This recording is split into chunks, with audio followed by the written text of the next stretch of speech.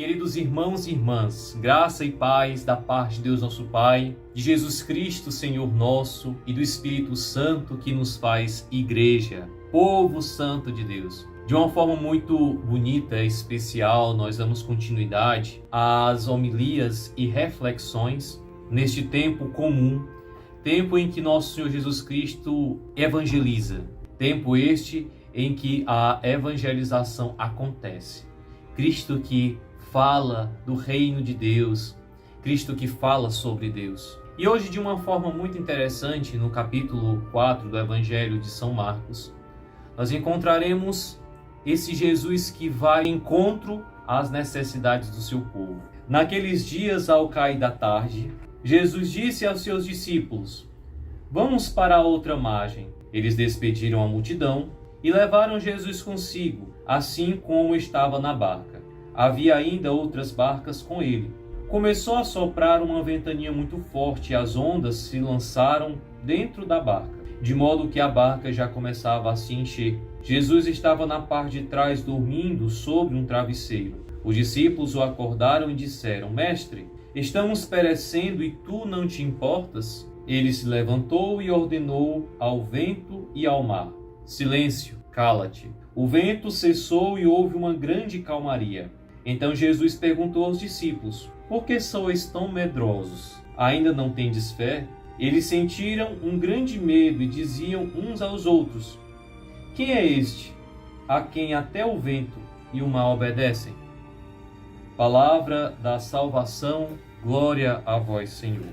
Meus irmãos, de uma forma muito interessante, Jesus aqui ele traz novamente o equilíbrio, pelo menos em 3 aspectos. Primeiro de tudo, sobre a salvação.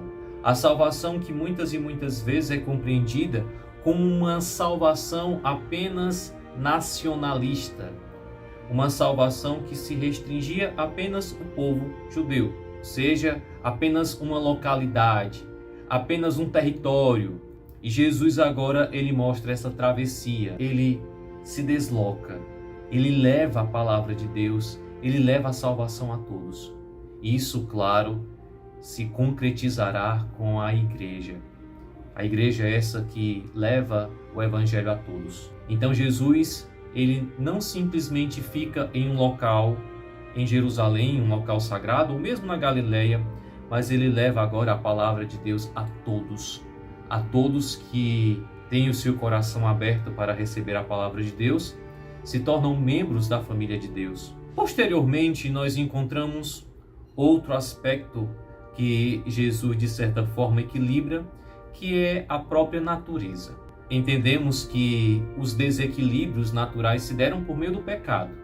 No início, Deus criou todas as coisas em uma sintonia perfeita, radical e até mesmo absoluta. Com o pecado, com a negação do homem a Deus, Deus que nos concede a sua graça e nós recusamos, o homem recusa, os nossos pais no paraíso recusaram. Então aqui nós temos um desequilíbrio, não simplesmente na relação entre homem e Deus, mas um desequilíbrio também da criação, dos elementos naturais. E a água, a ventania, como é apresentado no Evangelho, eles apresentam a provação. Basta lembrarmos do próprio dilúvio, onde o povo morre por conta do pecado, o povo morre afogado, a criação toda é afogada por conta do pecado, é submersa. Então as águas que apresentam a provação, ou mesmo a água que representa o fim. Basta lembrarmos o povo de Deus que sai do Egito e que se depara com o Mar Vermelho. Então ali apresentava totalmente o fim, não tinha como passar, não tinha como avançar. Então as águas que mostravam a provação. E um dos movimentos proféticos, claro, inclusive a liturgia nesta semana apresentava isso. Elias e Eliseu batem na água e a água se abre, ou seja, a água que representava a provação, a purificação e também a força da natureza. E aqui a água está em desequilíbrio. A água com a ventania mostra um risco de vida dos discípulos. E Jesus diz: cala-te. Jesus estava dormindo. Não que esse dormir mostrasse uma indiferença à dor e à preocupação dos discípulos, mas Jesus estava tranquilo. E interessante, Jesus diz: cala-te, silêncio. Ou seja, ele equilibra, ele traz por meio da sua palavra, ele que é a própria palavra de Deus, pelo qual tudo foi feito, ele mostra agora novamente um equilíbrio de todas as coisas. Então nos remonta, claro, a uma criação. Deus que, a partir de Jesus Cristo, recria todas as coisas e recria também a paz. Recria também esse equilíbrio natural. E Jesus que, em outra situação, caminha sobre as águas. Ele não simplesmente abre as águas, mas caminha sobre elas, mostrando que Jesus está acima de toda e qualquer provação. E que nele, estando com ele, nós teremos a paz. E a terceira forma de equilibrar, de equilíbrio que Jesus nos traz, é a fé. Jesus que está com seus discípulos e pergunta aos discípulos: por que sois tão medrosos? Por que sois tão desconfiados? Por que vocês têm tanto medo?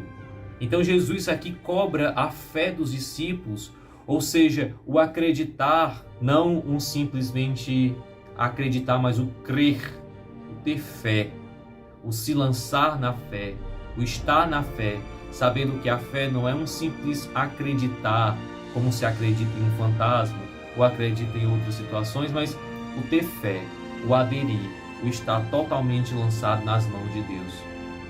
E é interessante a pergunta que os discípulos fazem: quem é este homem que até o mar, a água, o vento obedecem? Ou seja, a pergunta que é feita no Evangelho, a pergunta que é feita também na nossa vida é essa: quem é Jesus? Quem é Jesus em nossas vidas? Quem é Jesus na nossa caminhada como cristãos, como batizados? Quem é Jesus? Uma pessoa muito boa? Um cara legal? Tudo, né? Porque a resposta mais rápida seria essa.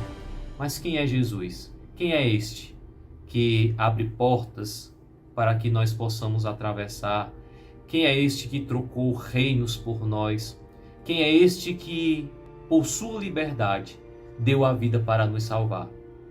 Então, meus irmãos, tenhamos coragem. Tenhamos coragem de estar com Jesus e saibamos que Ele nunca nos abandona. E saibamos, acima de tudo, que Ele está disposto a novamente se entregar a sua vida para que nós tenhamos vida. Jesus, que no Evangelho de São João nos diz: ninguém toma a minha vida, eu entrego por mim mesmo, nos convida também a dizer: ninguém deve tomar a nossa vida. Os medos, as provações, as dificuldades, nada disso consegue nos roubar de Deus. Nada disso nos tirará desse grande objetivo que é a salvação. Então, meus irmãos, um forte abraço, um santo domingo, e que Jesus possa nos levar a esses dois movimentos.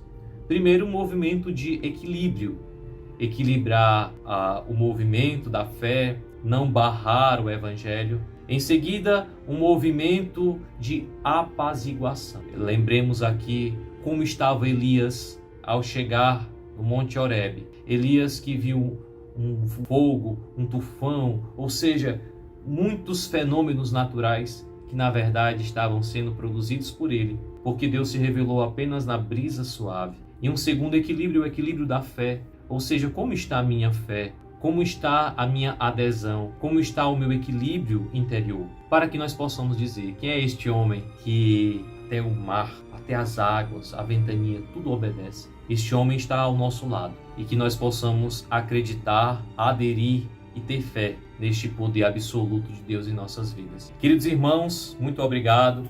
Curta o nosso canal, nos acompanhe em nossas postagens e, claro, venha viver conosco uma experiência vocacional.